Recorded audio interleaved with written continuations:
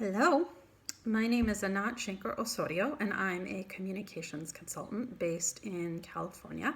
I use tools from cognition and linguistics to understand why certain messages resonate and others don't.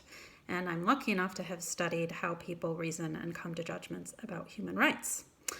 So a few things I would share about how making the language of justice and freedom and the entire human rights endeavor more successful. There are certain hallmarks to a winning message that we've seen in empirical testing work over and over again. The first is that winning messages begin rooted in a shared value, not a problem. All too often, progressive messaging, and human rights messaging in particular, understandably so, begins rooted in some sort of problem, what I like to call advocates telling listeners, boy, have I got a problem for you. It turns out that aside from advocates themselves and our hardcore members who are already really wedded and enthusiastic about our cause, most average people don't want more problems. They've got plenty of their own. So instead, we need to begin our messages rooted in a shared value. For example, no matter our differences, most of us want pretty similar things, or most of us seek to treat others the way we want to be treated, or no matter what we look like or where we come from, most of us work hard for our families and try to leave things better off for those to come. After that shared value, a successful message then moves to naming the problem with an explicit villain.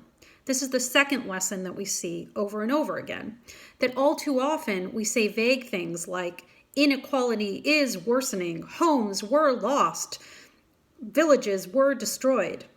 When we don't make it clear that a problem is person fixed, when we do not name an agent, it becomes what we call cognitively inconsistent to believe that it could be person fixed.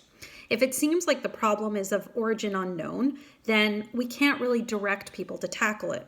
So the second step in the message, after that shared value, is to have a statement that actually calls out villains.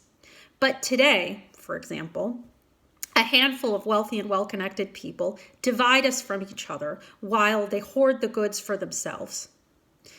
But today, a handful of corporations hold down our wages and make it impossible for any of our families to make ends meet. You have to get explicit about the origin of the problem. And then finally, what a good message does is it returns to the desired solution, involves the listener in the action by using things like direct address, you, and it makes the desired outcome, it states the desired outcome as what we will achieve as opposed to the policy.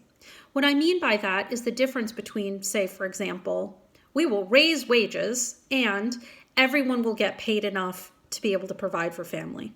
Or the difference between paid family leave and you're there the first time your newborn smiles. A successful message ends with a call to action that actually names the outcome as what people desire, not the policy that produces those desires. So, for example, by joining together, we can make this a place of freedom and justice for all of us, no exceptions. Or by joining together, we can make sure that every family in our community can make ends meet and raise their kids in peace, no exceptions. That kind of thing. So those are the hallmarks of a winning message. And with that, I hope you're able to give greater impact to the incredible work that you do to speak directly to people and to engage more people in our cause.